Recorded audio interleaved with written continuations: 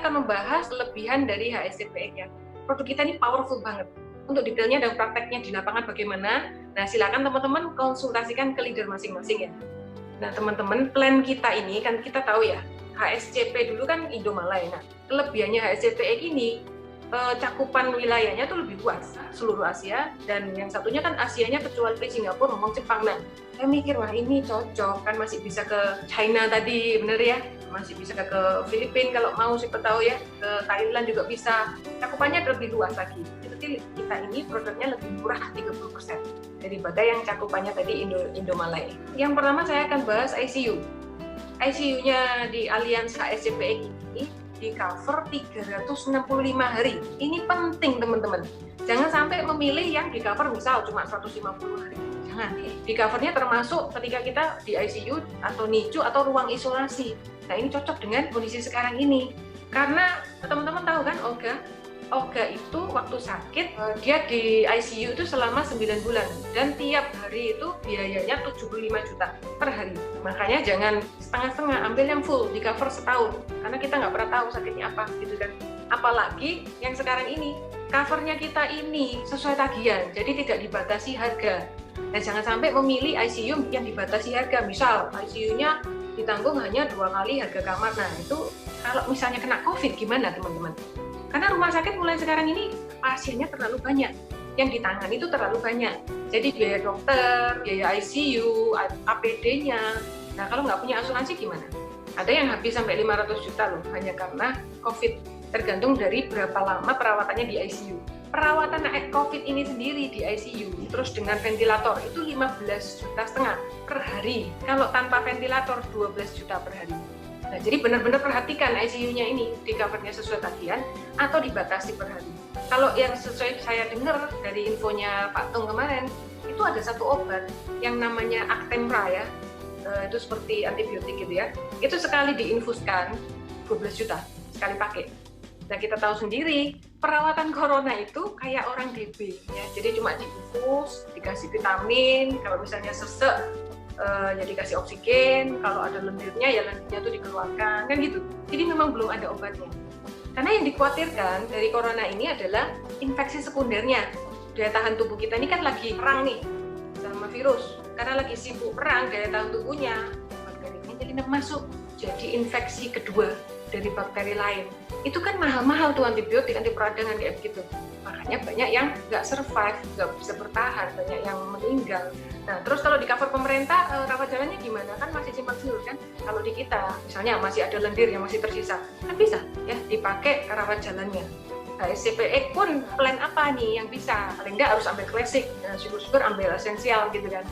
Yang kedua, teman-teman harus memilih biaya implan itu yang sesuai tagihan ya, on bill, dibayar sesuai tagihan. Karena saat kita tuh harus menghadapi ini biaya ring jantung, pacu jantung, gitu, itu nggak murah loh teman-teman, ratusan juta. Ada yang namanya ginjal bionik, jadi pengganti cuci darah. Nah, terus bantalan tulang belakang itu juga tidak murah ya teman-teman ya. On bill-nya itu bisa dipakai mulai tahun pertama atau tidak, karena beberapa di asuransi yang lain tuh on bill-nya bisa dipakai di tahun ke-8. Jadi harus reimburse. Akibatnya apa? Reimburse kan berarti kita bayar sendiri dong, terus nanti baru dibayar balik. Nah karena reimburse, asuransi punya kesempatan untuk investigasi, dan itu lama sehingga pengalaman teman saya bisa 8 bulan dibayar kembali karena ada investigasi. Yang ketiga, biaya transplantasi organ on bill. Dulu nggak diganti, jadi ranahnya masuk ke fleksi CI. Nah di Allianz itu yang diganti itu semuanya ya, yang mendonor itu operasi sama biaya pemulihan ICU-nya diganti, kemudian yang menerima donor biaya operasinya dan pemulihannya juga diganti. Terus organnya ditanggung nggak? Enggak, organnya nggak ada asuransi yang menanggung pembelian organ yang dipasang tadi. Terus pakai apa dong? Fleksi CI jawabannya ya, jadi harus punya dua-duanya. Kemudian yang keempat, rawat jalan 60 hari sebelum dan 90 hari sesudah rawat inap. Nah ini beberapa ada yang lebih pendek ya, 30 hari 30 hari, ada yang 30 hari 60 hari. Nah kemudian perawatan kanker. Nah ini penting teman-teman, coba dicek perawatan kanker yang ditanggung ini kankernya jenis apa, karena beberapa itu nggak ditanggung semua. Nah di tempat kita ini semuanya ditanggung. Yang berikutnya itu ada zero cryosurgery dengan permainan suhu. Jadi kankernya itu didinginkan dengan pakai gas nitrogen, suhunya tuh sampai minus 160 derajat ya. Jadi dibekukan dingin sekali sehingga membuat sel kanker ini beku dan akhirnya mati tanpa operasi. Nah, yang ketiga ini imunoterapi. Disuntik sel imunati tumor ke dalam tubuh pasien, ini membunuh tumor secara langsung, kemudian juga ada efeknya itu reaksinya kekebalan tubuh untuk melawan kankernya itu ada. Jadi banyak sekali yang bisa dilakukan. Nah, kalau sampai yang ditanggung itu cuma kemoterapi dan radioterapi itu sayang sekali teman-teman. Nah, kemudian saya juga menemukan satu rumah sakit di USA ya, di Amerika itu nggak pakai operasi lagi. Ketika sudah di Amerika itu sembuh ya, beliau sembuh dari 2009 sampai sekarang karena berobat di rumah sakit yang di Amerika. Nah, di plan kita yang signature itu kan ada di Amerika.